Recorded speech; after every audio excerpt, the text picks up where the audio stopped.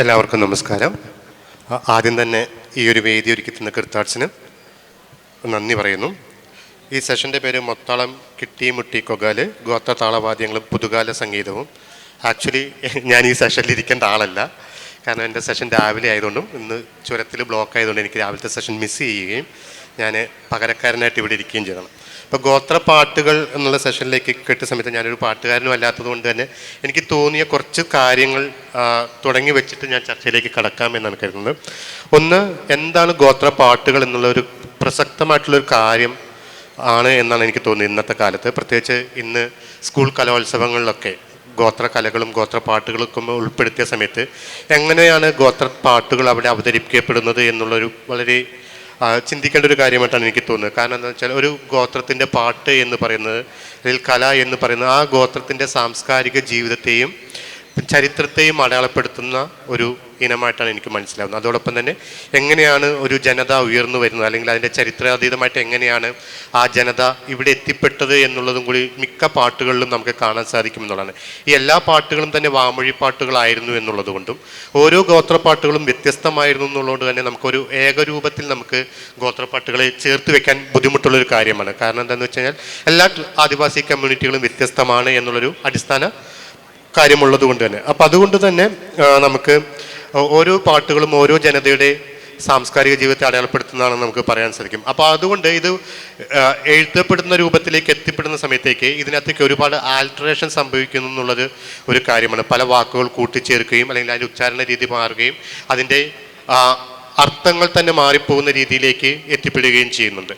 ഈ മാറ്റപ്പെടുന്ന രൂപത്തിലേക്ക് ഞാൻ എതിരൊന്നുമല്ല, പക്ഷേ എന്നാൽ പോലും ചില സമയത്ത് ഞാനിത് പറഞ്ഞ ഒരു സാംസ്കാരിക നിർമ്മിതി എന്നുള്ള രീതിയിലേക്ക് വരുന്ന സമയത്തേക്ക് തന്നെ ചില കൂടിച്ചേരലുകൾ ഇതിൻ്റെ ഒരു തനിമയെ അല്ലെങ്കിൽ ഒരു ജൈവികത ഇല്ലാതെയാക്കുന്നു എന്നുള്ളതും കൂടി നമ്മൾ മനസ്സിലാക്കേണ്ട കാര്യമായിട്ടാണ് എനിക്ക് തോന്നിയത്. അതുകൊണ്ടായിരിക്കും നമ്മൾ ഈ സ്കൂൾ കലോത്സവങ്ങളിൽ പോലും ഈ പാട്ടുകളുടെ രൂപവും ഭാവവും മാറ്റി പാടുന്നതൊക്കെ നമുക്ക് കാണാൻ സാധിക്കും എന്നുള്ളതാണ് എനിക്ക് തോന്നുന്നത്. അപ്പോൾ കൂടുതലും ഇപ്പം മാഷ് സംസാരിക്കുന്നത് പോലെ നമുക്കിതിനകത്ത് സിനിമാ പാട്ടുകളിലും സംഗീതത്തിലൊക്കെ വരുന്ന സമയത്ത്, ഇപ്പോൾ സിനിമാ പാട്ടുകളെ കുറിച്ച സമയത്ത് എനിക്ക് ആദ്യമായിട്ട് തോന്നിയത് ബിന്ദു വിർളത്തിൻ്റെ പടയിലെ പാട്ടാണ്. ആ ഒരു കാട്ടുനായക ഭാഷയിൽ പാടിയിട്ടുള്ള പാട്ടും അതുപോലെ തന്നെ നഞ്ചിയമ്മയുടെ പാട്ടുകളും ഒക്കെയാണ് എനിക്ക് തോന്നിയിട്ടുള്ളത്. അപ്പം കൂടുതൽ എനിക്ക് അതിനെക്കുറിച്ച് സാറ് സംസാരിക്കുമെന്നാണ് തോന്നുന്നത്.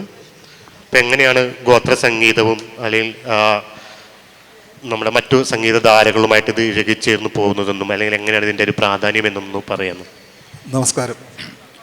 ഈ മാറ്റങ്ങൾ എന്ന് പറയുന്നത് ലോകത്തെ എല്ലാ മേഖലകളിലുള്ളതാണ്. സിനിമാ സംഗീതത്തിൽ മാത്രമല്ല, ലോക സംഗീതത്തിൽ തന്നെ മാറ്റങ്ങളുടെ ഒരു കാലമാണ്.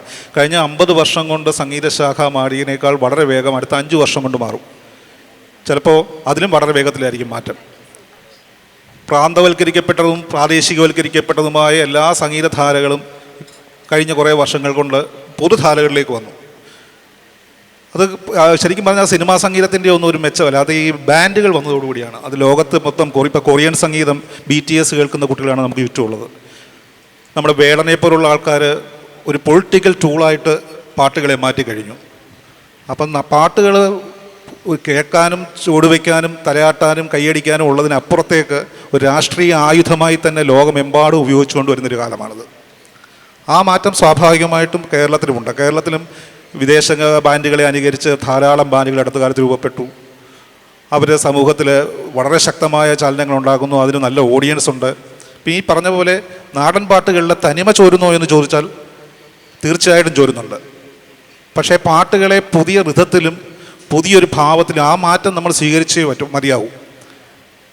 ഇപ്പോൾ കഥകളി, പണ്ടത്തെ കഥകളി ഇപ്പോഴും നമ്മൾ നിലവിളക്കിന് മുമ്പിൽ തന്നെ കളിക്കാൻ വാശി പിടിക്കുന്നത് പോലെ നാടൻ പാട്ടുകൾ പണ്ടത്തെ പോലെ തന്നെ തപ്പുകൊട്ടിയും ഗഞ്ചറയിൽ താളമടിച്ചുപോയി പാടാവൂ എന്നുള്ളൊരു വാശി പുതിയ കാലത്ത് ആവശ്യമില്ല. ഇപ്പോൾ തപ്പിൻ്റെ ശബ്ദം കേൾപ്പിക്കാൻ ഒരു കീബോർഡിന് സാധിക്കും. അത്തരം സാധ്യതകളൊക്കെ പുതിയ ലോകം ഉപയോഗിക്കുന്നുണ്ട്. പിന്നെ ഈ സിനിമാ പാട്ടുകളുടെ മുമ്പേ പറഞ്ഞത്, ശരിക്കും മലയാളത്തിന് ആദ്യമായി ഒരു ഗോത്രവർഗ ഭാഷാ ഗാനം എന്ന് പറയാവുന്നൊരു ഗാനം ഉണ്ടാകുന്നത് 87-ലും 88-ലുമാണ്. 2 പടങ്ങളിലെ പാട്ട്. അതിനു മുമ്പ് കെ രാഘവനെ പോലുള്ള ആൾക്കാർ ഭയങ്കര നാടൻ തനിമയുള്ള മേലെ മാനത്തെ നീലപ്പുലയിക്ക് എല്ലാവരും പാടത്ത് സ്വപ്നം വിധിച്ചു എന്നൊക്കെയുള്ള പാട്ടുകൾ, നാടൻ ശീലുകൾ, നാട്ടുപാട്ടുകളുണ്ടായി. പക്ഷേ അതൊന്നും ഗോത്രവർഗ ഭാഷാ ഗാനങ്ങളായിരുന്നില്ല. ഞാൻ ആ പാട്ട് കേൾപ്പിക്കാം. 87-ലെ പാട്ട്.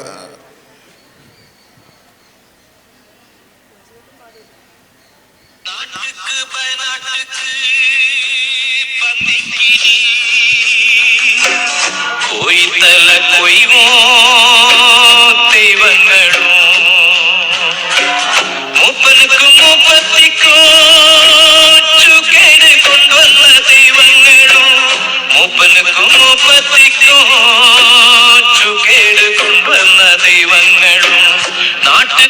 ഇത് ഒരു ഗാനം. തൊട്ടടുത്ത വർഷം ഇതേ സംഗീത സംവിധാനം ഇത് മോഹൻ സിത്താര ചെയ്ത പാട്ടാണ്. മറ്റൊരു ഗാനം ഇറങ്ങി.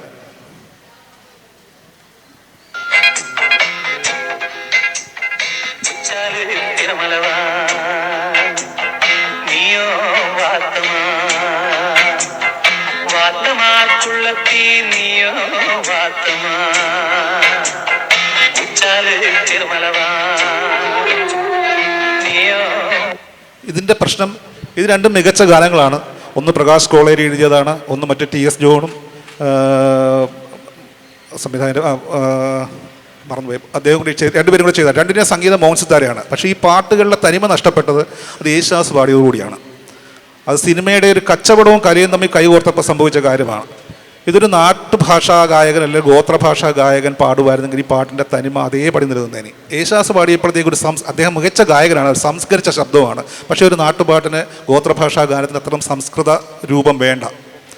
അപ്പം നമ്മുടെ സിനിമകൾ പലപ്പോഴും പാട്ടുകളെ വക്രീകരണം സംഭവിക്കുന്നത് ഇങ്ങനെയാണ്. ഇത് പുതിയ കാലത്ത് മുമ്പ് പറഞ്ഞ പാട്ടുകളും ഒക്കെ അടുത്ത കാലത്ത് നാഞ്ചിയമ്മയുടെ പാട്ടുകൾ, അത് നാഞ്ചിയമ്മയുടെ ശബ്ദത്തിൽ തന്നെ വന്നതുകൊണ്ട് അത് KS ചിത്രയോ ശ്രേയാ ഘോഷാലോ പാടും, ആ പാട്ടിൻ്റെ സ്വഭാവം മാറും.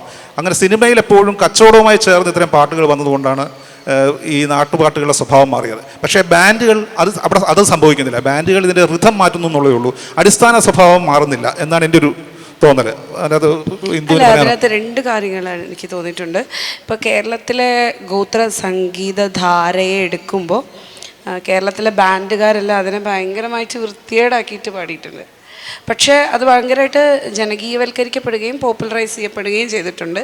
പിന്നെ വേടൻ പറഞ്ഞ ഒരു പൊളിറ്റിക്കൽ ടൂളായിട്ട് വേടൻ ഉപയോഗിക്കുന്ന സംഗതി ഇവിടെ വളരെ പണ്ടുകാലം മുതൽ തന്നെ ഗോത്രങ്ങൾക്കിടയിൽ പ്രത്യേകിച്ച് മനസ്സിലാക്കാൻ സംസാരിക്കാൻ വിഷമമുള്ള ഭാഷയുള്ള മലയാളികൾക്ക് പെട്ടെന്ന് മനസ്സിലാവാൻ വിഷമമുള്ള ഭാഷയുള്ള ഗോത്രങ്ങളുടെ ഇടയിൽ മതപ്രചാരണം നടത്താൻ വേണ്ടിയിട്ടാണ് പാട്ടുകളെ ഉപയോഗിച്ചിട്ടുള്ളത്.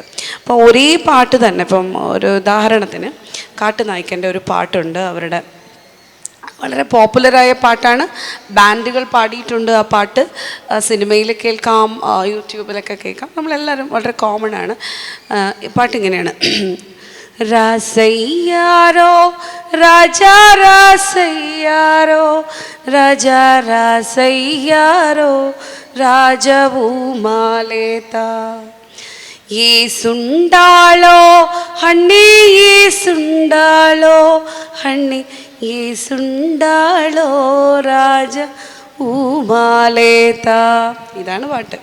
ഇത് ഒരു തൊട്ടിലിൽ കിടക്കുന്ന കുട്ടിക്ക് കാത് കുത്താൻ വേണ്ടി ഇമ്പിമുള്ളും നാരകമുള്ളും കൊണ്ടുവരാനുള്ള പാട്ടാണ്. പക്ഷേ ഞാൻ 2005 6 PhD ഒക്കെ ഭാഗമായിട്ട് നടക്കുമ്പോൾ ഇരിപ്പ്, കൊടക് ഈ ഭാഗങ്ങളിലുള്ള ഇഞ്ചി കൃഷിത്തോട്ടങ്ങളിൽ ഇതേ പാട്ടുണ്ട്. പാട്ട് എന്താണ്? ദാസയ്യാരോ രാമദാസയ്യാരോ ദാസയ്യാരോ, അങ്ങനെയാണ് പാടുന്നത്.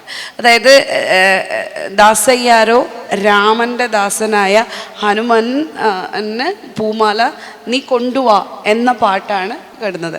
അതിൽ കുഴപ്പമില്ല, അങ്ങനെയല്ല, അതൊരു പൊളിറ്റിക്കൽ ടൂളായിട്ടാണ് അവർ ഉപയോഗിക്കുന്നത്.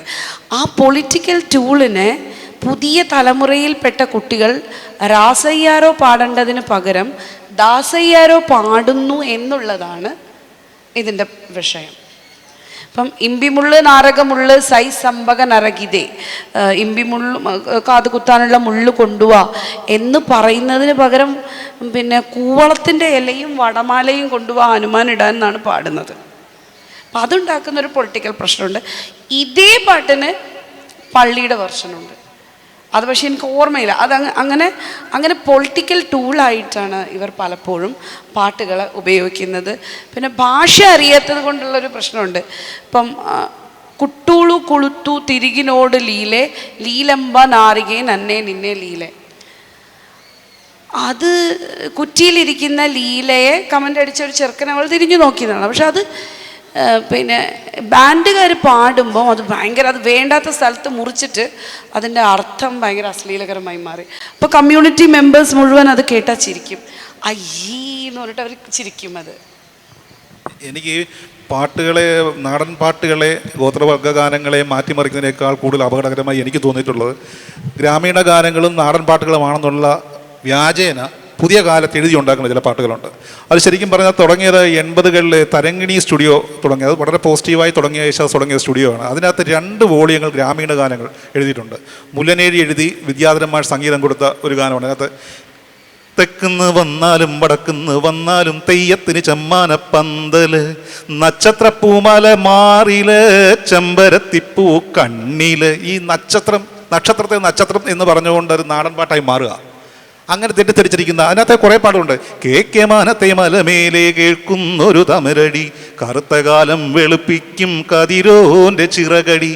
ഈ പാട്ടുകൾ 10 പാട്ടുകൾ അത് കഴിഞ്ഞ് സെക്കൻഡ് വോളിയം ഇറങ്ങിയ. സെക്കൻഡ് വോളിയം വന്നപ്പോൾ കുറച്ചുകൂടെ അത് ആധുനികവൽക്കരിച്ച ഗാനങ്ങളായി. ഇപ്പം അടുത്ത കാലത്ത് മലയാള സിനിമകളിൽ ഇറങ്ങുന്ന പാട്ടുകൾ 1 2 എണ്ണം ഒഴികെ ബാക്കിയെല്ലാം നാടൻ പാട്ടുകൾ എന്നുള്ള വ്യാജേന എഴുതുന്ന, അതിനകത്ത് നാടൻ തനിമയുള്ള വാക്കുകളല്ല, ഗോത്രവർഗ്ഗക്കാർ ഉപയോഗിക്കുന്ന ഭാഷയില്ല, നമുക്ക് പുതിയ വാക്കുകളും പുതിയ പ്രയോഗങ്ങളും. ഇപ്പോൾ ഇന്ദു പാടിയ പാട്ടുകളിലെ ഒരു വാക്ക് പോലും പൊതുജനങ്ങൾ ഉപയോഗിക്കുന്ന വാക്കുകളോ അതിൻ്റെ പ്രയോഗങ്ങളോ അല്ല. പക്ഷേ ഈ പാട്ട് ഇതൊക്കെ വീണ്ടെടുക്കണ്ടേ? അതിനൊരു അവസരം കൂടിയാണ് ഈ നാടൻ പാട്ടുകൾ വീണ്ടെടുക്കാൻ നമ്മൾ ശ്രമിക്കേണ്ടതെന്ന് എനിക്ക് തോന്നുന്നു. ആരാണ് എന്നെക്കൂട്ടി പറയാൻ കാണും? അല്ല, എനിക്ക് തോന്നുന്നതിൽ ഈ ഗോത്രപ്പാട്ടുകളെ നാടൻ പാട്ടിൻ്റെ കാറ്റഗറിയിൽ പെടുത്തുന്നത് തന്നെ അപകടകരമായിട്ടുള്ളൊരു കാര്യമാണ്. ഇത് രണ്ടും രണ്ടായിട്ട് കാണേണ്ട കാര്യമാണ്. ഉദാഹരണമായിട്ട് ഇപ്പോൾ നമ്മളൊരു ബാൻഡിനെ വിളിക്കാൻ പോകുന്ന സമയത്ത് അത് ഗോത്രപ്പാട്ടുകളാണെന്ന്, അവരുടെ ബാൻഡിൻ്റെ പേര് ഗോത്രപ്പാട്ടുകൾ എന്നാണെങ്കിൽ നമ്മൾ അവരെ സമീപിക്കുന്നത് കൃത്യമായിട്ടുള്ളൊരു മുൻവിധിയോട് കൂടിയിട്ടായിരിക്കും.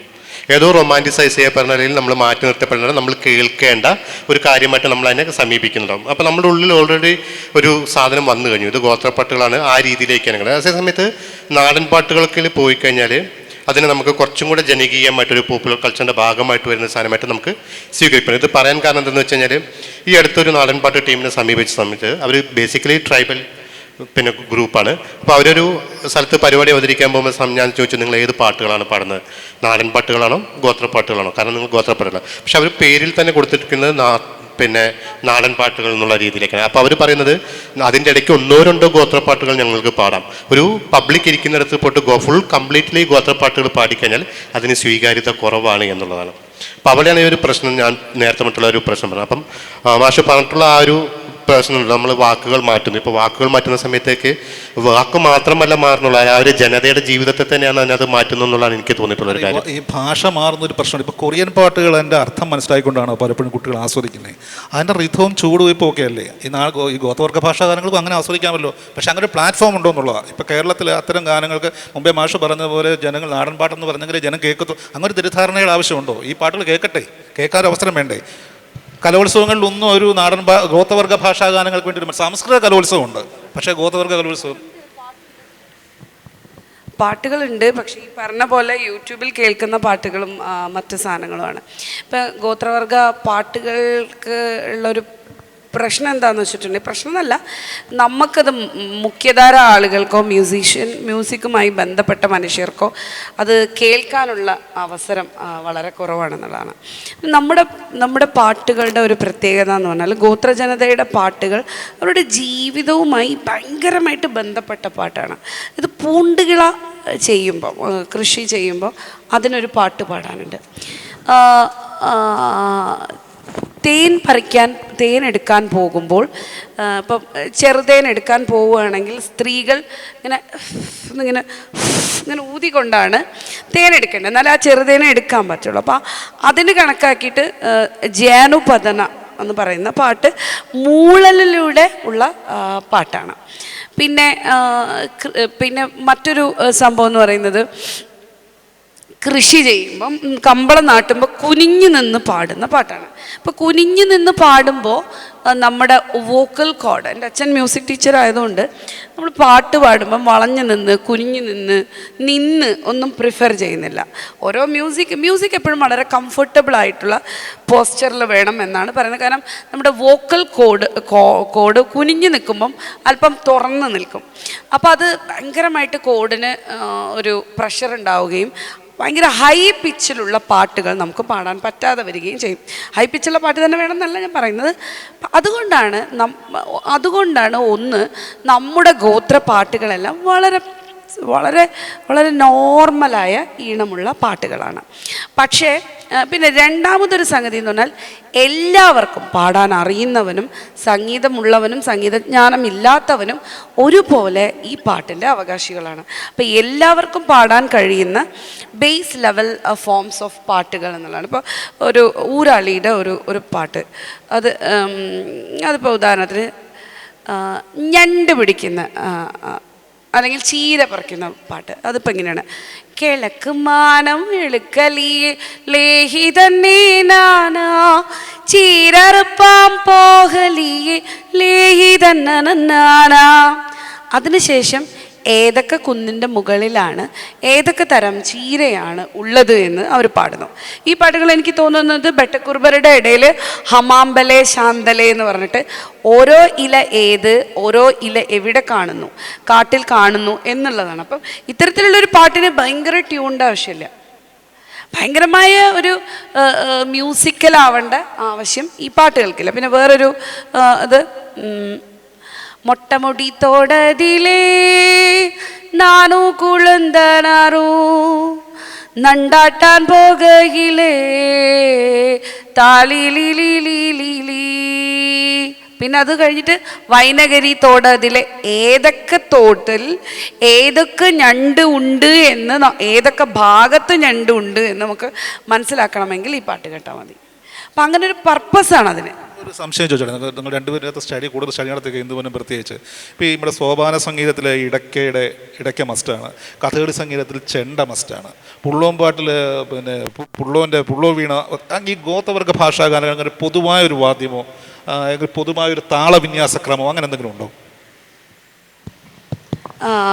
താളം എല്ലാവർക്കും ഉണ്ട്. ഇപ്പം മൊത്താളം എന്ന് പറയുന്നത് രണ്ട് ഭാഗത്ത്, ഇപ്പം ഇതിനകത്ത് മൊത്താളം എന്ന് പറയുന്നത് രണ്ട് ഭാഗത്ത് ഇങ്ങനെ തട്ടുന്ന ഒരു സാധനമാണ്. കിടിമുട്ടി എന്ന് പറഞ്ഞാൽ ഇന്നലെ വൈകുന്നേരം അവിടെ ഉണ്ടായിരുന്നു, കിടും കിടും എന്നടിക്കുന്ന സാധനം. കൊകാല് പലതരത്തിലുണ്ട്.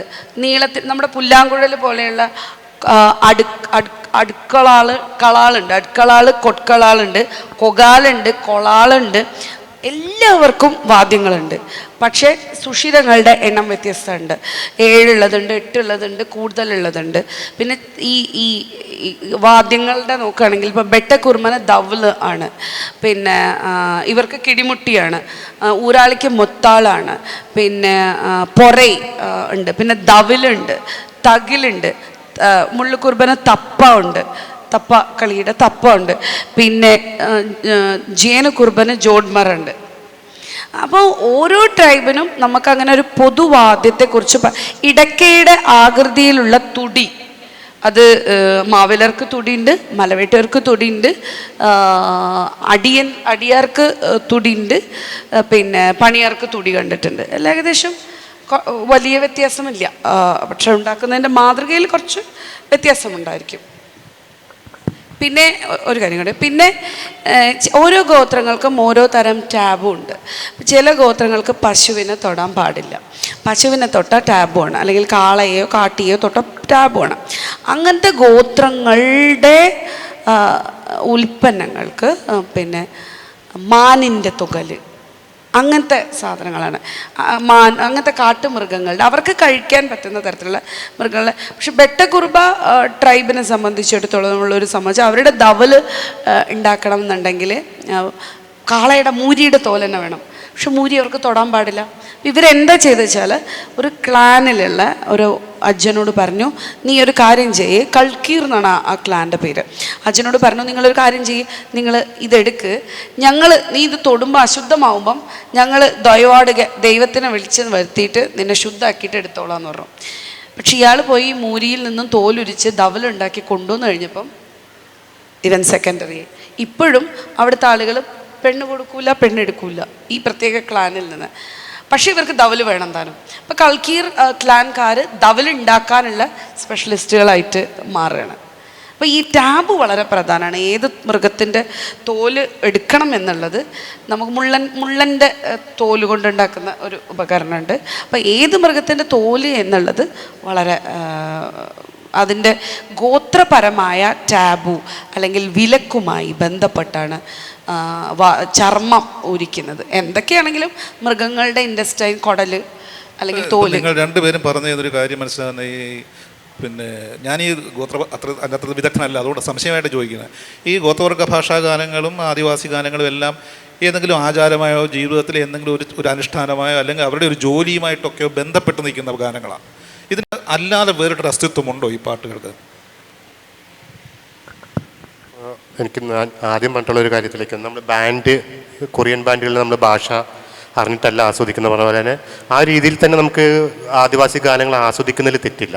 പക്ഷേ ഞാൻ പറഞ്ഞിട്ടുള്ളത് ഇതിനെ വളച്ചൊടിക്കുന്നതിനകത്തുള്ളൊരു പ്രശ്നങ്ങളാണ് പറയുന്നത്. നമ്മൾ മലയാളത്തിലേക്ക് പരിഭാഷപ്പെടുത്തുമ്പോഴോ അല്ലെങ്കിൽ വേറെ ഏതെങ്കിലും ഭാഷയിലേക്ക് പരിഭാഷപ്പെടുത്തുമ്പോൾ ഉണ്ടാകുന്ന അർത്ഥമാറ്റത്തെക്കുറിച്ചാണ് ഞാൻ അവിടെ സംസാരിച്ചിട്ടുള്ളത്. പിന്നെ നേരത്തെ പറഞ്ഞിട്ടുള്ള ഒരു പ്രത്യേക ഉപകരണങ്ങൾ വെച്ചാൽ നമ്മൾ ഇപ്പം മാഷ് പറഞ്ഞതുപോലെ തന്നെ ഓരോ ആദിവാസി ഗാനങ്ങളും അവരുടെ ഞാൻ ആദ്യം പറഞ്ഞിട്ടുള്ള ആചാരവുമായി ബന്ധപ്പെട്ടുള്ള കാര്യങ്ങൾ, ഒന്നെങ്കിൽ മരണസമയത്തോ ജനനസമയത്തോ കൃഷിയുമായി ബന്ധപ്പെട്ടിട്ടുള്ള കാര്യങ്ങളാണ് സമയത്താണ് പറഞ്ഞത്. അപ്പോൾ അതുകൊണ്ട് തന്നെ ഒരു ഉപകരണം എന്നുള്ളത് അവർ സാംസ്കാരിക അടയാളമായിട്ടാണ് നമുക്ക് അതിനകത്ത് കാണേണ്ടത്. ഒരു മ്യൂസിക്കൽ ഇൻസ്ട്രുമെൻ്റ് എന്നുള്ളതിനപ്പുറത്തേക്ക് നമുക്കതിന് സാംസ്കാരിക അടയാളമായിട്ടാണ് കാണേണ്ടതെന്നുള്ളത്. എനിക്കൊന്ന് ഒരു തബല പോലെയോ ഒരു ഇടയ്ക്ക പോലെയോ അല്ല അതിനപ്പുറത്തേക്ക് ഇതിനെ കാണേണ്ടതെന്നുള്ളതാണ്. കാരണം അത് പറയുന്നത് വെച്ചാൽ ഞാൻ കേരളത്തിൽ കുറച്ച് കണ്ടിട്ടുള്ളതും എന്നാൽ കേരളത്തിന് പുറത്ത് ഒരുപാട് കണ്ടിട്ടുള്ള കാര്യം വെച്ചാൽ ഒരു 4 ആദിവാസികൾ ഒരുമിച്ചിരുന്ന് കഴിഞ്ഞാൽ അവർ പാട്ട് പാടും. അവിടെ നമുക്ക് കേരളത്തിൽ പാടും. പക്ഷേ ഇതുപോലെ ഇപ്പം നമ്മളൊരു സാംസ്കാരിക കൂട്ടായ്മയ്ക്ക് വരുവാണെങ്കിൽ, ഇപ്പം ഞാൻ ബ്രസീലിലൊക്കെ കണ്ടിട്ടുള്ള ഒരു കാര്യമാണ്, അവർ ഒരു പരിപാടി തുടങ്ങുന്നത് അല്ലെങ്കിൽ അവരൊരു കൾച്ചറൽ ഇൻട്രാക്ഷൻ തുടങ്ങുന്നത് തന്നെ ഒരു പാട്ടിലൂടെയൊക്കെ ആയിരിക്കും. അത് ഒരു 2 മിനിറ്റ് കിട്ടിക്കഴിഞ്ഞാൽ അപ്പോൾ അവിടെ നമുക്ക് ആരാണ് മികച്ച ഗായകൻ എന്നതിന് ശുദ്ധ സംഗീതമുണ്ടോ എന്നുള്ള എല്ലാവരും പാടും ആ ഒരു ഓളത്തിൽ. അപ്പോൾ അതുകൊണ്ട് തന്നെ ഇത്തരം പാട്ടുകൾ ജനറേറ്റ് ചെയ്യുന്നത് എന്നുള്ളൊരു ഫീലിംഗ് ആണ്, നമ്മളൊറ്റ കമ്മ്യൂണിറ്റി ആണ് എന്നുള്ള സ്ഥലത്തിലേക്ക്. അതിലൂടെ അവർ പിന്നെ മറക്കുകയും ഒക്കെ ചെയ്യാം. അതിൻ്റെ ഒരു പ്രശ്നങ്ങൾ ചിലപ്പോൾ കമ്പളനാട്ടിൽ പോലുള്ള സാധനങ്ങളൊക്കെ പോയി കഴിഞ്ഞാൽ നമ്മൾ കാണാൻ സാധിക്കും. പക്ഷേ ഇത്തരം പാട്ടുകൾക്ക് അങ്ങനെ ഒരു സാധനമുണ്ട് എന്നുള്ളതാണ് എനിക്ക് തോന്നുന്നത്. നമ്മളെ ഒരുമിച്ച് നിർത്താനും ഒരു കമ്മ്യൂണിറ്റി ആയിട്ട് മുന്നോട്ട് കൊണ്ടുപോകാനും ഗോത്രപ്പാട്ടുകൾക്ക് സാധിക്കുന്നുള്ളതാണ്. അത് തന്നെയാണ് ഞാൻ നേരത്തെ പറഞ്ഞിട്ടുള്ള മറ്റ് സംഗീതധാരകളിൽ നിന്നും ഇതിനെ വ്യത്യസ്തമാക്കി നിർത്തുന്നുള്ളതായിട്ട് എനിക്ക് തോന്നുന്നു. പിന്നെ ഈ ഉപകരണങ്ങൾ അതിൽ ടാബിനെ കുറിച്ചിട്ട് എനിക്ക് വലിയൊരു പിടുത്തമില്ല. പക്ഷേ ഇപ്പം നമുക്ക് ഇപ്പം അതിൻ്റെ ഒരു അവൈലബിലിറ്റി ഒക്കെ അനുസരിച്ചിട്ട് ചിലപ്പം ഈ തോല് ഉപയോഗിക്കുന്നതിനകത്തൊക്കെ മാറ്റങ്ങൾ വന്നിട്ടുണ്ട്, വേറെ മെറ്റീരിയലൊക്കെ പോയിട്ടുണ്ടെന്നുള്ളതാണ് എനിക്ക്. അപ്പം ഞാൻ പറയുന്നത് ഉള്ളതാണ്, ഓരോ ഗോത്രത്തിൻ്റെയും മ്യൂസിക്കൽ ഇൻസ്ട്രുമെൻ്റ് എന്ന് പറയുന്നത് വെറും മ്യൂസിക്കൽ ഇൻസ്ട്രുമെൻറ്റിൽ അത് ഒരു ഗോത്രത്തിൻ്റെ സാംസ്കാരിക അടയാളമായിട്ടാണ് എനിക്കതിനെ കാണുന്നുള്ളത്. ഓരോ ഗോത്രത്തിനും വ്യത്യസ്തമാണ് എന്നുള്ളതാണ് പറയുന്നത്. ഞാൻ ഈ മലയാള സിനിമയുമായി ബന്ധപ്പെട്ട് കുറേ സംഗീത സംവിധായകരോട് എന്തുകൊണ്ടാണ് ഈ ഗോത്രഭാഷാ ഗാനങ്ങൾ സിനിമയിലേക്ക് എൻ്റെ താളമോ എടുക്കാത്തെന്ന് ചോദിച്ചിട്ടുണ്ട്. അപ്പോൾ അവർ പലരും പറഞ്ഞേക്കുന്നത് അവർ ഇതിനെപ്പറ്റി സ്റ്റഡി നടത്താറുണ്ട്, പക്ഷെ അവർക്ക് വഴങ്ങുന്നില്ല ഈ താളം എന്നുള്ളതാണ്. കീബോർഡിന് വഴങ്ങുന്നില്ല, ഒരു അസംസ്കൃത രൂപമായതുകൊണ്ട് പ്രശ്നമുണ്ട്. പിന്നെ ഒരുപക്ഷെ ദക്ഷിണാമൂർത്തി സ്വാമിയോ ദേവരാജൻ മാഷിനെ പോലെയോ അല്ലെങ്കിൽ A.R. റഹ്മാനെ പോലെയോ ഉള്ളൊരു സംഗീതജ്ഞന് ചിലപ്പോൾ അത് വഴങ്ങുമായിരിക്കും, ഇവർക്കിത് വഴങ്ങുന്നില്ല. അപ്പോൾ ഞാൻ ഇതിനകത്ത് ഏറ്റവും അധികം ചെയ്തിട്ടുള്ളത് മോഹൻ സിത്താരയാണ് ഞാൻ മനസ്സിലാക്കിയിടത്തോളം. പിന്നെ ഒന്ന് വിദ്യാധരൻ മാഷ. അപ്പോൾ വിദ്യാധരൻ മാഷ 80കളിൽ വീണപൂ എന്നൊരു സിനിമയുണ്ടായിരുന്നു. വീണപൂ എന്നുള്ള സിനിമയ്ക്കകത്ത് ആദ്യമായി അതിന് മുമ്പ് ദേവരാജൻ മാഷ് പുള്ളോമ്പാട്ട് ഉപയോഗിച്ചിട്ടുണ്ട്. പുള്ളോമ്പാട്ട് ഒരു പുള്ളോനെ കൊണ്ട് തന്നെ പാടിപ്പിക്കുകയായിരുന്നു. വിദ്യാധരൻ മാഷ് പാടിപ്പിച്ചത് യേശുദാസിനെ കൊണ്ടാണ്. അപ്പോൾ അത് പുള്ളിയാനി എതിർത്തു, ഈ പാട്ട് അങ്ങനെ പാടേണ്ടതല്ല. പക്ഷേ അത് നിർമ്മാതാവിന് യേശുദാസിനെ കൊണ്ട് പാടിക്കണം നിർബന്ധം. അത് മൂക്ക് അടച്ചു പിടിച്ചിട്ടാണ് ഞാൻ ആ പാട്ട് കേൾപ്പിക്കുക. യേശുദാസാണ് തിരിച്ചറിയത്തില്ല, യേശുദാസും ജിൻസിയും കൂടെ.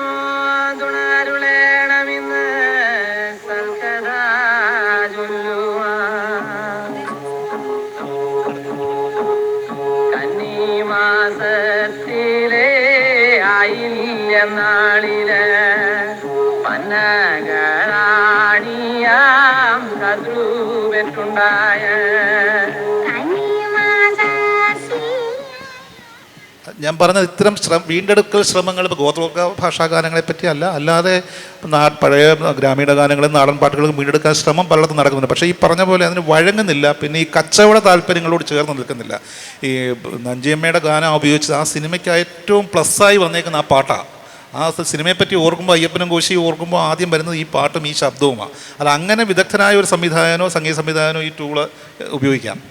ഞാനിപ്പോൾ ഒരു പാട്ട് പാടിത്തരാം. വളരു പാട്ട് അത് ഊരാളികളുടെ ഇടയിലുള്ള പിന്നെ അവരുടെ താരാട്ട് പാട്ട് വളരു പാട്ട് എന്നാണ് പറയുന്നത്. ആരാരിരാരിരോ വാരിരാരോ പൊന്നും കുളന്തേ പൊന്മകനേ ഉള്ളങ്ങൾ കണ്ണാൽ പുറന്നു വിട്ടേ ചന്ദ്രൻ പോലവ മൂത്തളക ചൂര്യൻ പോലവ കണ്ണളക തങ്കമ പൊന്നും നേരമളക. ഞാനിത് 2005 ഇവിടെ വന്നപ്പോൾ ഒരു പാടിപ്പോൾ ഞാൻ പഠിച്ചതാണ്. ഇപ്പോൾ കഴിഞ്ഞതിൻ്റെ മുന്നത്തെ വർഷം വാരിസ് എന്ന് പറഞ്ഞിട്ട് വിജയുടെ ഒരു സിനിമ ഉണ്ട്. ആരാരിരാരിരോ കേൾക്കുതമ്മാ നീരിനിൽ വന്നത് നിജമാ ഞാൻ കണ്ട കായങ്ങൾ പോകുതമ്മാ. അതാണ് പിള്ളൈവാസ്. അവിടെ മാത്രം പല്ലവിയിൽ മാത്രമാണ് പിന്നെ മാറ്റമുള്ളത്. ഈ പാട്ട് എനിക്ക് 2005 അറിയാം. ഇത് ട്രൈബൽ സോങ്ങിൻ്റെ അതേ ട്യൂണാണ്, പക്ഷെ പല്ലവിയിൽ മാത്രം കുറച്ച് വ്യത്യാസം ഉണ്ട് എന്നുള്ളതാണ്. തമിഴിൽ ഇത് കുറച്ചുകൂടി ഉപയോഗിക്കുന്നുണ്ടെന്ന് എനിക്ക് തോന്നുന്നത്. കേരളം മലയാളികളുടെ ഇതിനെക്കാട്ടിൽ ഫോക്ലോർ സംഗീതം, ഇളയരാജയുടെയൊക്കെ സംഗീതത്തിൻ്റെ ഒരു അടിനൂൽക്കെട്ട് തന്നെ ഫോക്ലോറാണ്. ഇപ്പോൾ AR റഹ്മാൻ തന്നെ ഉപയോഗിച്ചേക്കുന്ന എൻ വീട്ടു തൊട്ട് ആ പാട്ട് നിൻ്റെ നാട്ടിലൊരു ഭജന പാട്ടാണ്. പീലിയോടൊത്ത് കാർക്കൂന്തലും കെട്ടി പാലകേശ, അത് തന്നെ മാറ്റി മറിച്ചേക്കുന്നത്. അതിൻ്റെ റിഥം മാറ്റുന്നേ ഉള്ളൂ. അല്ല, അതിപ്പം എനിക്ക് തോന്നുന്നു ഒരേ രാഗമാവുമ്പോൾ തോന്നണല്ലേ. അല്ല, ഇത് രണ്ടും ഒരു ഈണം തന്നെ ആണല്ലേ. അതിൻ്റെ ബാക്കിയുള്ള വരികളിലൊക്കെ ഈണം ഏകദേശം ഒരു തന്നെ. നഞ്ചിയമ്മയുടെ പാട്ടുകൾ ഉപയോഗിച്ചതാണ് ആ സിനിമയുടെ ഹൈലൈറ്റ് എന്ന് പറഞ്ഞത്. അപ്പോൾ എനിക്ക് തോന്നുന്നു അതിന് മുമ്പത്തെ യേശുദാസിനെ കൊണ്ട് നിർബന്ധിച്ച് പാടിച്ചാലേ അല്ലെങ്കിൽ യേശുദാസ് പാടിയാലേ ആ സിനിമ വിജയിക്കുള്ളൂ എന്ന് പറഞ്ഞാൽ ഒരു കച്ചവട തന്ത്രമുണ്ട്. അപ്പോൾ ഇത് മലയാള സിനിമയിൽ മാറുന്നൊരു കാലഘട്ടത്തിൽ അല്ലെങ്കിൽ കാലഘട്ടം ആവശ്യപ്പെടുന്നൊരു ഇതായിട്ട് മാറ്റലേ നമുക്ക് കണ്ടത്. കാരണം ഇന്ന് അതുമാത്രമല്ല, പിന്നെ ഇപ്പോൾ ഒരു ഗോത്രപ്പാട്ടുകൾ നിങ്ങൾ യേശുദാസിനെ കൊണ്ടോ അല്ലെങ്കിൽ ഏതെങ്കിലും മുൻനിര ഗായകളെ കൊണ്ട് പാടി വക്രീകരിച്ചാൽ അതിനെ ചോദിക്കാൻ ഒരു തലമുറ വളർന്നു വരുന്നുണ്ടെന്നുള്ളൊരു ബോധമുള്ളത് കൊണ്ടാണ് ഈ ഒരു മാറ്റം ഉണ്ടായിട്ടാണ് എനിക്ക് തോന്നുന്നത്. അതുകൊണ്ടാണ് ബിന്ദുർലവും നഞ്ചിയമ്മയൊക്കെ സിനിമയിൽ പാടുന്നതായിട്ട് എനിക്ക് തോന്നുന്നത്. അനുബന്ധമായ ഒരു കഥ പറയാം. നമ്മുടെ വിദ്യാധരൻ മാഷിൻ്റെ അനിയൻ നടേശ് ശങ്കർ എന്ന് പറഞ്ഞൊരു സംഗീത സംവിധായകനുണ്ട്, ഗായകനുമാണ്.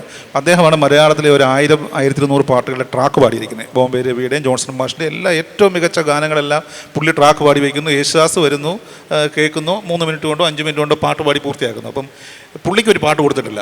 പുള്ളി അസാധ്യ ഗായകനാണ്. ഞാൻ വിദ്യാധരൻ മാഷിൻ്റെ വീട്ടിലുണ്ട് പുള്ളി. പിന്നെ ഒരു പാട്ട് പുള്ളി ഭയങ്കരമായിട്ട് കരഞ്ഞു, സങ്കടപ്പെട്ടു. അപ്പം ഈ മധുരം ജീവാമൃത ബിന്ദു ആ പുള്ളി ചോദിക്കുന്നത്, അത് ആ സിനിമയ്ക്കകത്ത് ഒരു ഭിക്ഷക്കാരന് ഒരു മാൽച്ചൊട്ടിയിരുന്ന് വായിക്കുന്നത് മോഹൻലാൽ പാടുന്ന പോലെ ആ പാട്ടെങ്കിലും എനിക്ക് തന്നുകൂടായിരുന്നു എന്ന് ജോൺസൺ മാഷോട് ചോദിച്ചു. അപ്പോൾ ജോൺസൺ മാഷ് ഇടയ്ക്കൊരു ആക്സിഡൻ്റൊക്കെ പറ്റിയായിരുന്നില്ല. അന്ന് പുള്ളിയെ വിളിച്ചിട്ട് പറഞ്ഞു, എടാ മോനെ, ഞാൻ എൻ്റെ വണ്ടിക്കകത്ത് എപ്പോഴും കേൾക്കുന്നത് നീ പാടിയ പാട്ടുകൾ മാത്രമാണ് എന്ന് പറഞ്ഞു. അപ്പോൾ പുള്ളിയെ സാന്ത്വനിപ്പിക്കാൻ വേണ്ടി പറഞ്ഞതാണ്. ഞാൻ പറഞ്ഞു, ഈ പറഞ്ഞ മാറ്റം വളരെ വൈകിപ്പോയി നമ്മുടെ കാലത്ത് വരാൻ. ഇപ്പം പഴയ കാലത്താണെങ്കിൽ പോലും ഇപ്പം മറ്റ് അന്യഭാഷാ ഗാനങ്ങൾ, ഇപ്പം തമിഴിലൊക്കെ ഒരു ഹാസ്യഗാനം പാടുമ്പോൾ ചിലപ്പോൾ മലേഷ്യ വാസുവിനെ കൊണ്ട് പാടിക്കും.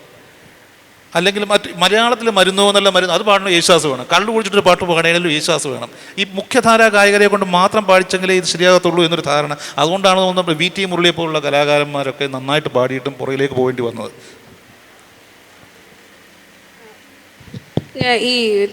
ഞാൻ താരാട്ട് പാട്ടുകളിലേക്ക് തന്നെ വരികയാണ്. താരാട്ട് പാട്ടുകൾ മറ്റ് താരാട്ട് പാട്ടുകളിനേക്കാളും പ്രധാനമായിട്ട് ഈ ഭയങ്കര പൊളിറ്റിക്കലായിട്ടുള്ള താരാട്ട് പാട്ടുകളാണ്. അപ്പം റൗള സമൂഹം ഒരുപാട് 1978 ബോണ്ടഡ് ലേബർ അബോളിഷൻ ആക്ട് വരുന്നത് വരെ അടിമകളായിട്ട് അച്ഛനൊരു സ്ഥലത്ത്, അമ്മ ഒരു സ്ഥലത്ത്, മകളൊരു സ്ഥലത്ത്, മകനൊരു സ്ഥലത്ത്, അതുപോലെ പണിയിലും അടിമകളായിട്ടുണ്ടായിരുന്ന കാലമാണ്. അപ്പം ഇവരുടെ പാട്ടുകളിൽ എപ്പോഴും അവരുടെ താരാട്ട് പാട്ടുകളിൽ അമ്മയോ അച്ഛനോ അല്ല താരാട്ട് പാടുന്നത്, ചേച്ചിയോ ചേട്ടനോ ആണ് താരാട്ട് പാടുന്നത്. പുള്ള കിറാഞ്ചിൻ്റെ വായിൽ വെള്ളം വറ്റി പുള്ള കരയുന്ന അമ്മ, നിങ്ങൾ ഓടി വന്ന് പുള്ളയ്ക്ക് പാല് കൊടുക്കും, മുല കൊടുത്തിട്ട് പോ എന്ന് ഒരു ചേച്ചി കുട്ടിയെ ആശ്വസിപ്പിക്കുന്ന രീതിയിലുള്ള പാട്ടുകളാണ് നമ്മൾ കേട്ടിട്ടുള്ളത്. അപ്പം ഈ ഗോത്രവർഗ പാട്ടുകളിൽ എപ്പോഴും അവർ അനുഭവിക്കുന്ന ജീവിതത്തിൻ്റെ ശരിയായിട്ടുള്ള ഒരു ദിശയും ചിത്രവും നമുക്ക് കാണാൻ കഴിയും. ബെട്ട കുർബറുടെ ഒരു പാട്ടുണ്ട്, അത് ഞാൻ പാടാം. ജോ ജോ ജോ ജോ ജോ ജോ ജോ ജോ ജോ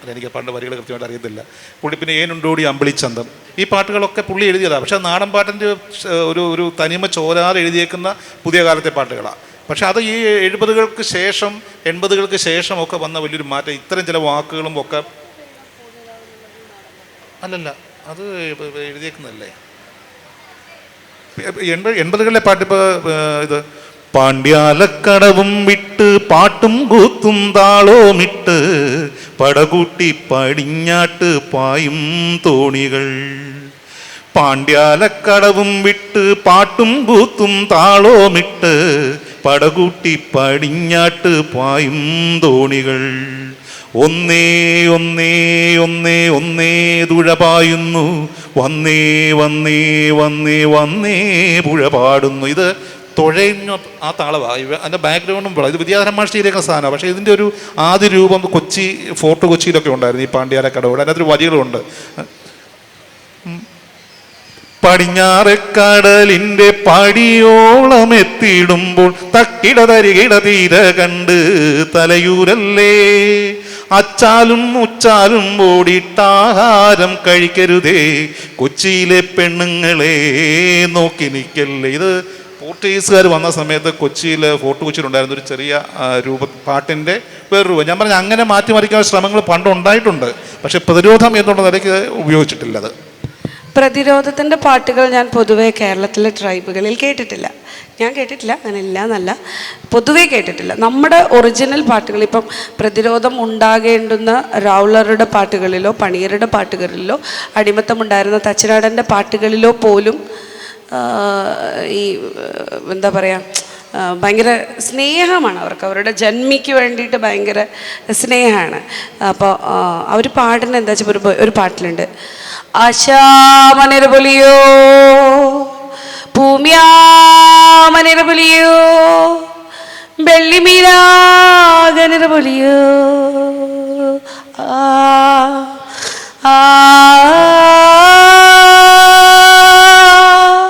പിന്നെ അങ്ങോട്ട് ജന്മീൻ്റെ വിശേഷം. ജന്മീൻ്റെ വീടെങ്ങനെ പൊലിക്കണം എന്നാണ് പാടുന്നത്. നമ്മളാണെങ്കിൽ ജന്മീൻ്റെ മോന്തയ്ക്ക് എങ്ങനെ കുത്തണം എന്ന് പാടുന്ന സന്ദർഭത്തിലാണ് അവൻ ഭയങ്കര സ്നേഹമാണ്. നമുക്കൊരിക്കലും അവരുടെ ഒരു ഞാനൊരു അനുഭവം പറയാം, പാട്ടുമായി ബന്ധപ്പെട്ടിട്ടുള്ളതല്ല. ഒരാൾ ഒരുപാട് നാൾ ഒരു പ്രത്യേക നായർ കുടുംബത്തിൻ്റെ അടിമയായിരുന്നു.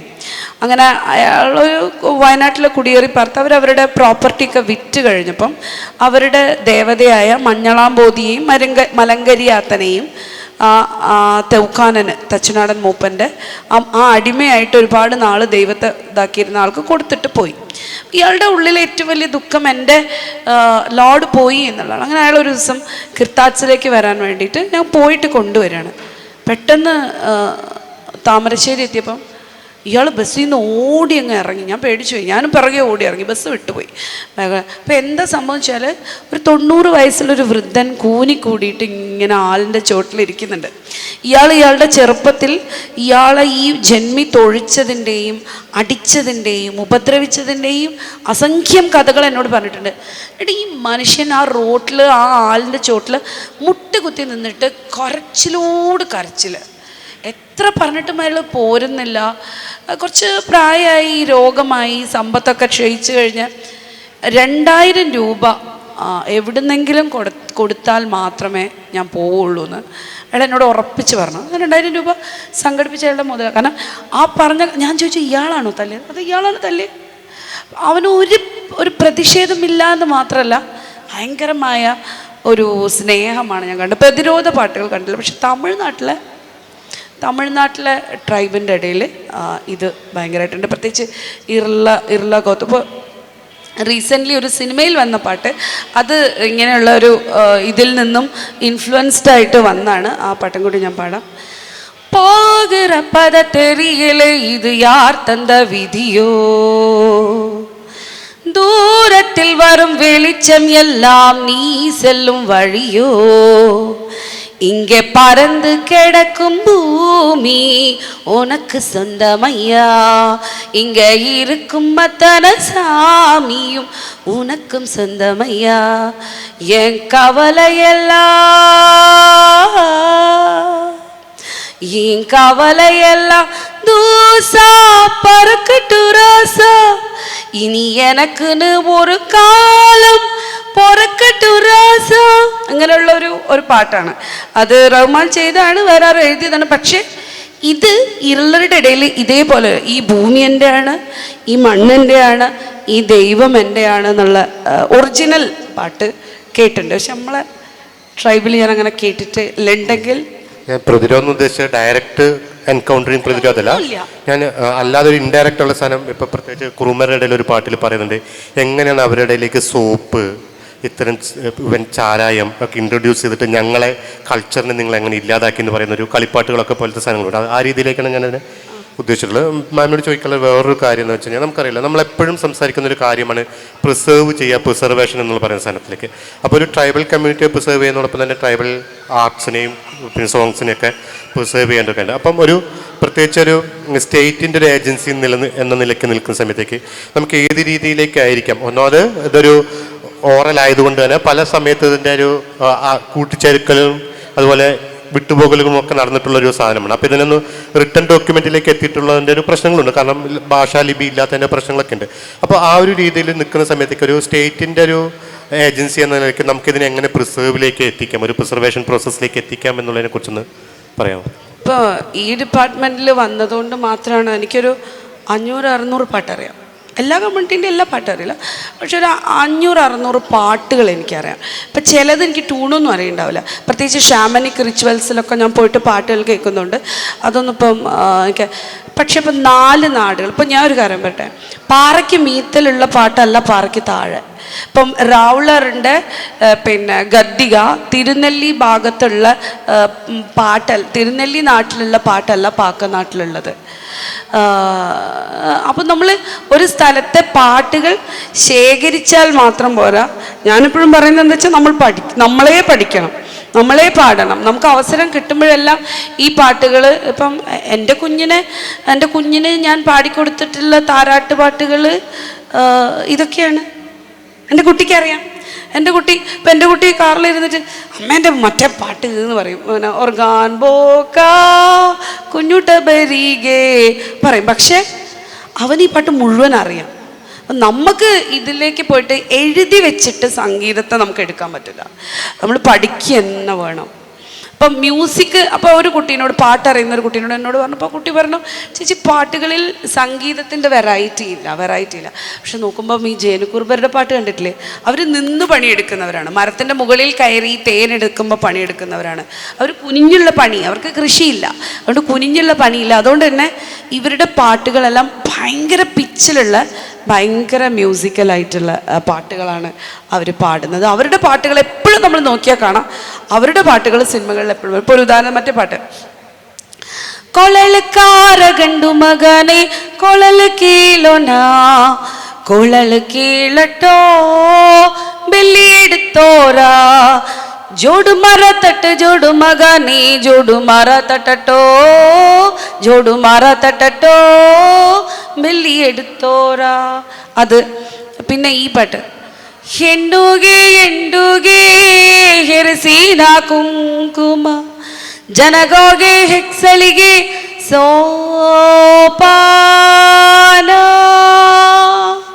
ഞങ്ങളെല്ലാ ട്രൈബ്സിനും സോപാന പാട്ടുണ്ട് കേട്ടോ. ജനുകുർബർക്കുണ്ട് സോപാന. പിന്നെ ഞാനിപ്പോൾ ഇന്ദു പാടിയ പോലെ ഈ പൊതുവേ ഒരു തെറ്റിദ്ധാരണയുള്ളത് ഈ ഗോത്രവർഗ ഗാനങ്ങൾ, നാടൻ പാട്ടുകൾ, ഗ്രാമീണ, അതെല്ലാം താളത്തിൻ്റെ ഒരു ബഹളമാണ്, താളമാണ്, അതിൻ്റെ ചൂട് വയ്ക്കാൻ, അതല്ല, അതിൻ്റെ അത് ഭാവമാണ് പലപ്പോഴും. ഇപ്പം ഈ പാടിയ പാട്ടുകളെല്ലാം ഭയങ്കര വൈകാരികമാണ് ആ ഗാനം. ഈ പാട്ടുകളൊന്നും അല്ല പക്ഷേ പോപ്പുലർ ആകുന്നത്. ഒന്ന്, ഞാൻ ഈ ഷാമനിക് റിച്വൽസിനെ കുറിച്ച് പഠിക്കുന്ന ഒരാളാണ്. അപ്പോൾ മരണാനന്തര ക്രിയകളിൽ പാടുന്ന പാട്ടുകൾ, ഇപ്പോൾ ശ്വാനികളോ അവരുടെ ഒരു ഈ പിന്നെ പിന്നെ നമ്മൾ നേപ്പാളിൻ്റെ ഭാഗത്തൊക്കെ പോയാൽ ഇങ്ങനെ തൊണ്ട കൊണ്ട്, പിന്നെ പല ഭാഷകളും ഗ്ലോട്ടലാണ്. അപ്പം നമ്മളോടൊക്കെ സംസാരിക്കുമ്പം ഗ്ലോട്ടലായിട്ട് അവരവരുടെ ഭാഷ ഉപയോഗിക്കുന്നില്ലെങ്കിലും ആൻസെസ്ട്രൽ സ്പിരിറ്റ്, ദൈവങ്ങൾ, ദേവതകൾ, അവരോട് സംസാരിക്കുമ്പം ഭയങ്കര കൃത്യമായി ഓൺ ലാംഗ്വേജിലേ പാടുള്ളൂ. അപ്പം എല്ലാത്തിലും ഇങ്ങനെ ഓ എന്നൊരു സാധനമുണ്ട്. ഇത് കേട്ടെടുക്കാൻ, പഠിച്ചെടുക്കാൻ, എഴുതിയെടുക്കാനൊക്കെ ഭയങ്കര വിഷമം. അപ്പോൾ ഗദ്ദികയുടെ സോങ്സ്, കൂളിയാട്ട്, പേനപ്പാട്ട്, ഇതൊന്നും പാടിക്കൂടാന്നാ. നമ്മൾ പാടിക്കൂടാ. നീ എന്താ ഈ കൂളിയുടെ പാട്ട് പാടുന്ന പെണ്ണ് ചോദിക്കും. ഞാൻ പാടുന്നില്ല, എഴുതിയെടുക്കാൻ പാടില്ല, ആവർത്തിക്കാൻ പാടില്ല. അങ്ങനെയൊക്കെയുള്ള പല ടാബൂസ് പാട്ടുകളുടെ ലോകത്തെ പുറത്തെത്തിക്കുന്നതിൽ തടസ്സപ്പെടുത്തുന്നുണ്ട്. അപ്പോൾ ഞാനൊരു സംശയം ചോദിച്ചു, ഈ നമ്മുടെ ആർക്കൈവ് ചെയ്യാനുള്ള ചില ബുദ്ധിമുട്ടുകൾ പറഞ്ഞല്ലോ. ഇത് പഴയ കാലത്ത് ശരി, പക്ഷേ ഇപ്പോഴത്തെ പുതിയ കാലത്ത് പുതിയ സാങ്കേതിക വിദ്യയൊക്കെ ഉള്ളപ്പോൾ ഒരാളെ കൊണ്ട് പാടിപ്പിച്ച് റെക്കോർഡ് ചെയ്തെടുക്കാനുള്ള ഒരു സംവിധാനം ഉണ്ടാകേണ്ടതല്ലേ? റെക്കോർഡ് ചെയ്യുന്നതിനെ കുറിച്ച് നമ്മൾ വണ്ടി പോകുന്ന സ്ഥലത്തുള്ള ഗോത്രം, കറണ്ട് കിട്ടുന്ന സ്ഥലത്തുള്ള ഗോത്രം, നിങ്ങളുടെ മൊബൈൽ എത്ര സമയം അതിൻ്റെ ചാർജ് നിലനിർത്തും? നിങ്ങൾ മണിക്കൂറുകളോളം കാട്ടിൻ്റെ ഉള്ളിൽ ചെന്നിട്ട് പിന്നെ ഒരു നിഴൽ പിടിക്കുന്ന ഒരു ചടങ്ങ്, നിങ്ങളൊരു ശ്മശാനത്തിലേക്ക് നടന്ന് കിലോമീറ്ററുകളോളം നടന്ന് അവിടെ ചെന്ന് അവിടെ നിഴൽ പിടിക്കുന്ന ഒരു ചടങ്ങിൽ അവൻ പാടുന്ന ഇമ്മിള് ഹേളുത്, നമ്മുടെ ഒരു സെഷൻ്റെ പേരായിരുന്നു അത്. ഇമ്മിള് ഹേളുത് എന്ന് പറഞ്ഞിട്ടുണ്ടെങ്കിൽ ആ പാട്ട് പാടിയാൽ മാത്രമേ പിന്നെ പൂർവീക ആത്മാക്കളുടെ 7 ലോകത്തിൻ്റെ അപ്പുറത്തുള്ള പൂർവീക ലോകത്തു നിന്നും പൂർവീക ആത്മാവിന് ഇങ്ങോട്ട് വരാൻ പറ്റും. സൂത്തിങ് ആണ് ആ പാട്ട്. അത് സ്ത്രീകൾ പാടണം. അതെന്താ പാടണ വരിയെന്ന് മനസ്സിലാവില്ല. ഇമ്മള് എഴുതിൻ്റെ ട്യൂൺ എനിക്കറിയാം, പക്ഷെ എനിക്ക് വരികൾ കിട്ടണില്ല. അത് ഇത്ര റെക്കോർഡ് ചെയ്താലും കിട്ടില്ല. പിന്നെ ട്രാൻസിലാണ് പാടുന്നത്.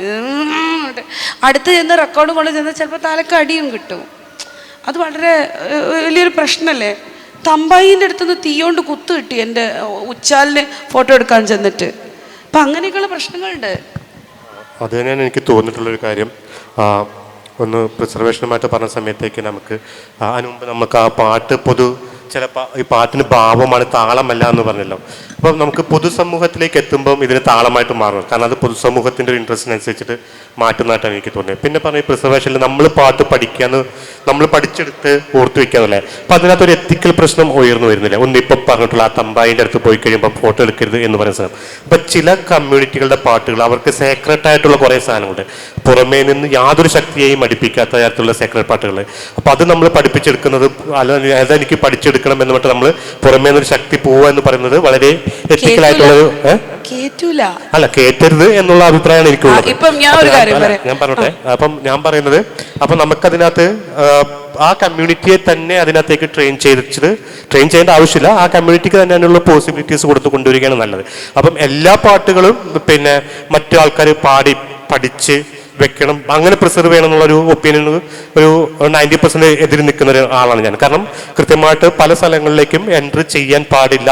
അത് പിന്നെ ഇവൻ MN നസീറിന്റെ പുസ്തകത്തിൽ പറയുന്നുണ്ട്, ഒരു പുലിയുടെ ഫോട്ടോ എടുക്കാൻ പോകുമ്പം കുറച്ചും കൂടെ അടുത്ത് നിന്ന് ക്ലോസപ്പ് എടുക്കാൻ നേരത്തേക്ക് പുലി വാല് പൊക്കിയിട്ട് നിന്റെ സ്ഥലം അതിക്രമിച്ചിരിക്കുന്നു, നീ ഇവിടെ നിൽക്കുമെന്നൊന്ന് പുള്ളിക്ക് മനസ്സിലായി എന്ന് പറയുന്നത് പോലെ തന്നെ എൻ്റെ പാട്ടുകളിൽ, എൻ്റെ സേക്രട്ടായിട്ടുള്ള എൻ്റെ മരണാന്തര ചടങ്ങുകളിൽ അല്ലെങ്കിൽ എൻ്റെ ദൈവം നഗലിൽ കാണുന്ന സമയത്തേക്ക് പാടുന്ന പാട്ടുകളിൽ നിങ്ങൾ വരണ്ട എന്ന് പറഞ്ഞിട്ടുണ്ടെങ്കിൽ പിന്നെ നമ്മളത് കമ്മ്യൂണിറ്റിക്ക് വിടണ്ടാണ് എന്നുള്ളൊരു അഭിപ്രായമാണ് എനിക്കുള്ളതെന്ന് എനിക്ക് തോന്നുന്നത്. അതുകൊണ്ടാണ് ഇപ്പം പേയാട്ട്, അരങ്ങിട്ട് ബാങ്കൽ, പിന്നെ തോയ്വാടുക, ബിഞ്ചെ, കിർമക്കെ, അജോടുക, ഇതിൻ്റെ ഒക്കെ പാട്ടുകൾ എനിക്കറിയാം. പക്ഷെ ഞാനത് എവിടെ എഴുതുന്നുമില്ല, അത് പാടാനും പാടില്ല. അപ്പം അതും പറയില്ലേ സീക്രട്ട് ആയിട്ടുള്ള നാരായണ മാഷ് പറഞ്ഞെടുത്ത ഒരു പ്രധാനപ്പെട്ട കാര്യമുണ്ട്. പക്ഷേ ഇതിനോടൊപ്പം തന്നെ ഇതിനകത്തൊരു കുറച്ച് ഇപ്പം ഹിന്ദുവിന് കുറച്ചുകൂടെ ചെയ്യാനൊക്കെ ശേഖരിക്കാനൊക്കെ ഒരു സാധ്യതകളും ഉണ്ട്, അതിനുള്ള റൂട്ടും ഉണ്ട്. ഇപ്പം ഞാൻ മുമ്പ് നമ്മുടെ അതിൻ്റെ അറിയാം, പണ്ട് നമ്മുടെ സൽ ചൗധരി ബംഗാളിൽ നിന്ന് സംഗീത സംവിധാനത്തിന് വന്ന കാടെന്നുള്ള സിനിമയ്ക്കകത്ത് നീലപ്പൊന്മന എന്ന് പറഞ്ഞ പ്രശസ്തമായൊരു ഗാനമുണ്ട്. അതിൻ്റെ ആദ്യം ഉപയോഗിച്ചിരിക്കുന്നൊരു മ്യൂസിക് ഉണ്ട്. അത് പുള്ളി ഊട്ടി കൂടി ഇങ്ങനെ വന്ന സമയത്ത് ഒരു കിളി അലയ്ക്കുന്നത് കേട്ട് ഇത് എന്ത് കിളിയാണെന്ന് നോക്കി പുള്ളി കാട്ടിലേക്ക് പോയി. പിന്നെ 3 ദിവസം പുള്ളി മിസ്സിംഗ് ആയിരുന്നു. ഇവിടെ അന്ന് കേരളത്തിലൊക്കെ പത്രവാർത്ത വന്ന ബംഗാളിൽ നിന്ന് വന്ന സംഗീതജ്ഞനെ കാണാനില്ല. അന്ന് മൊബൈൽ ഫോണും ഒന്നും ഇല്ലല്ലോ. പുള്ളി കാട്ടിൽ ഈ കിളിയുടെ ശബ്ദം കേട്ട് പോയി. പിന്നെ തിരിച്ചു വന്നപ്പോൾ ഒരു ബട്ടൺസും നൂലും എടുത്ത് ഈ ശബ്ദം ഉണ്ടാക്കി. ആ പാട്ടാണ്, ആ ട്യൂണാണ് ആ പാട്ടിന് ആദ്യം ഉപയോഗിച്ചേക്കുന്നത്. ഞാൻ പറഞ്ഞു, ഈ ഒരു സംഗീതം കേട്ടിട്ട് അവരുടെ ഇഷ്ടം തോന്നി അതിൻ്റെ പുറകെ എത്ര ദൂരം സഞ്ചരിക്കാനും തയ്യാറാകുന്ന ചില ഗവേഷണ ബുദ്ധിയുള്ള ആൾക്കാർക്കൊക്കെ ബിന്ദുവിനൊക്കെ ഇത് കുറച്ചുകൂടെ ശേഖരിക്കാനൊക്കെ ഒക്കുമെന്നാണ് എനിക്ക് തോന്നുന്നത്. അല്ല, ഞാനങ്ങനെ പാട്ടിന് പിറകെ പോയിട്ടേ ഇല്ല. പാട്ട് ഞാൻ പഠിക്കണമെന്ന് വിചാരിച്ച് പഠിച്ചിട്ടുമില്ല. പക്ഷേ നമ്മൾ പോകുമ്പോൾ ഇവിടെ കേൾക്കുമ്പോൾ, ഇപ്പോൾ ഇവിടെ ഇന്നലെ ഒരു പാട്ട് പാടിയാൽ എനിക്ക് പെട്ടെന്ന് നമ്മൾ സംഗീതം പഠിച്ചിട്ടൊന്നുമില്ലെങ്കിലും അച്ഛൻ്റെ സംഗീതം കിടക്കുന്നതുകൊണ്ട് ആ ട്യൂണ് കിട്ടും. അങ്ങനെയാണ് പെട്ടെന്ന് കിട്ടുന്നത്. അങ്ങനെ കിട്ടുമ്പോൾ പിന്നെ നമുക്ക് ഭാഷ കുറച്ച് അറിയുന്നത്. ഇപ്പോൾ റാവുള ഭാഷ എനിക്കറിയാം, പിന്നെ ബെട്ടക്കുറുവ ഭാഷ അറിയാം, അതുകൊണ്ട് കാട്ടുനായിക്ക, അതുകൊണ്ടാണ് അത് പെട്ടെന്ന് മനസ്സിലാവുന്നത്. അല്ലെങ്കിൽ നമുക്ക് വാക്ക് തീരെ കിട്ടൂല. ഈ പറഞ്ഞ മാതിരി ഈ ടാബുള്ള ഒരു സാധനവും ഞാൻ പുറത്ത് പാടൂല. പിന്നെ എനിക്കതിൽ എൻട്രി അവർ തന്നത് അവരെന്നെ പോറ്റുമകമായി എടുത്തോണ്ടാണ്. എനിക്ക് കുപ്പോഷ് എന്ന് പറയുന്ന ക്ലാനിലെ കാലി എന്ന ഒരു പൊസിഷൻ ഉള്ളതുകൊണ്ട് മാത്രമാണ് എനിക്ക് അവരുടെ അജ്ജാട് ഗബീജ് അവിടെ പോകുമ്പോൾ അവരുടെ ഡ്രസ്സ് ഇട്ട് പോകണം. അല്ലാണ്ട് ഞാൻ ഷൂസ് കോട്ട് ഇട്ട് പോയി അവരുടെ ശ്മശാനത്തിലേക്ക് പോകണം, ചെരുപ്പിടാണ്ട് പോകണം. അങ്ങനെ അവർ നമ്മളായി മാറിയാൽ മാത്രമേ അത് നമുക്ക് ചെയ്യാൻ പറ്റുള്ളൂ. അപ്പോൾ ഈ പറഞ്ഞ പോലത്തെ ടാബു എനിക്കുണ്ട്. ഞാൻ പാടില്ല, ആ പാട്ട് എനിക്ക് പാടില്ല. ഇപ്പം എനിക്ക് ഒരു മെൻസ്ട്രൽ ഡേ ഉള്ള ദിവസങ്ങളിൽ ഞാൻ പാടില്ല പാട്ട്. എൻ്റെ മുള വന്ന അയ്യോ അത് ഞാൻ അത്ര വിശ്വാസി പോലുമല്ല. പക്ഷെ എനിക്ക് അവർ തന്ന സ്നേഹം, അവർ തന്ന സംഗീതം, അവർ തന്ന ആ കലയുടെ ഒരു വലിയ ലോകം, അതിനെ ഞാൻ ഭയങ്കര സേക്രഡായിട്ടേ കാണുള്ളൂ. അങ്ങനത്തെ പാട്ടുകളൊക്കെ ഞാൻ ഇവിടെ പാടാൻ തന്നെ ഞാൻ പറഞ്ഞില്ല, എനിക്ക് 600 പാട്ട് അറിയാമെന്ന് പറഞ്ഞില്ല. അങ്ങനത്തെ പാട്ടുകൾ പിന്നെ പാടിക്കൂടാ, പെണ്ണുങ്ങൾ പാടാൻ പാടില്ലാത്ത പാട്ടുകളുണ്ട്. അപ്പം അങ്ങനെ വരുമ്പോൾ അതാണ് ഞാൻ ഭയങ്കര കൺഫ്യൂസ്ഡാണ് ഈ വിഷയത്തിൽ, ശരിക്കും കൺഫ്യൂസ്ഡാണ്. അത് എഴുതിക്കൂടാ. നമ്മൾ മരിക്കാനാവുമ്പം നമുക്ക് നമ്മുടെ അനന്തരാവകാശിക്ക് പറഞ്ഞു കൊടുക്കാമെന്നാണ്. പക്ഷേ എനിക്ക് എങ്ങനെയാണ്, ഒരു ഗോത്രാവകാശി ഉണ്ടോ? അല്ല, മാഡം മോന് ഇപ്പോൾ ഇവരൊക്കെ പറയും മാഡം മരിച്ചു കഴിഞ്ഞാൽ ഞങ്ങൾ നിഴൽ പിടിക്കും. ജനക്കുറുബർ പറഞ്ഞിട്ടുണ്ട്, നിഴൽ പിടിക്കും. എൻ്റെ മൂത്ത കുട്ടി മരിച്ചത് അവരുടെ ഇതിലായതുകൊണ്ട് അങ്ങനെയാണ് എനിക്ക് അതിൻ്റെ ഉള്ളിൽ എൻട്രി കിട്ടുന്നത്. ബിക്കോസ് എൻ്റെ കുഞ്ഞ് ഇപ്പോഴും ജേനുക്കുറുബരുടെ ആ നിഴൽ മരത്തിലിരിക്കുന്നുണ്ട്. അവരുടെ മുതൽ ഇതാക്കുമ്പോൾ അമ്മ എവിടെ ചോദിച്ചിട്ട് ആ കുട്ടി വരാറുണ്ട്. അതുകൊണ്ടാണ് എനിക്ക് എൻട്രി കിട്ടുന്നത്. അല്ലെങ്കിൽ ഞാൻ ഔട്ട്സൈഡറാണ്. അതുകൊണ്ടാണ് എനിക്ക് അവർ പാട്ട് മനസ്സിലാവുന്നത്. അപ്പോൾ ഈ എത്തിക്കൽ പ്രശ്നം എനിക്കുണ്ട്. അത് ഞാൻ പാടാറില്ല. അപ്പോൾ ആരെത്ര നിർബന്ധിച്ചാലും അങ്ങനത്തെ പാട്ടുകൾ ഞാൻ പാടാറില്ല. പെണ്ണുങ്ങൾ പാടാം, പക്ഷേ ഞാനത് പഠിക്കും. അത് വലിയൊരു കൺഫ്യൂഷനാണ് ടാബു കാര്യങ്ങൾ. എനിക്കൊന്ന് വളരെ നീണ്ടുപോകുന്ന സെഷനാണ്. അപ്പോൾ നമുക്കിത് ഒരു 10 മിനിറ്റിൻ്റെ ഒരു ഓപ്പൺ ഫോർ ഡിസ്കഷനാണ്. എന്തെങ്കിലും ചോദ്യങ്ങളോ സംശയങ്ങളോ ഉണ്ടെങ്കിൽ ഇന്ന് ചുരുക്കി ചോദിക്കാവുന്നതാണ്. ചോദ്യങ്ങളും സംശയങ്ങളൊന്നും ഇല്ലാത്ത സ്ഥിതിക്ക് ഈ സെഷൻ നമുക്കിവിടെ അവസാനിപ്പിക്കാൻ തോന്നും. ഈ സെഷനിൽ സംസാരിച്ച മാഷിനും ഇന്ദു മാമിനും കേട്ടിരുന്ന എല്ലാവർക്കും നന്ദി പറഞ്ഞുകൊണ്ട് നിർത്തുന്നു.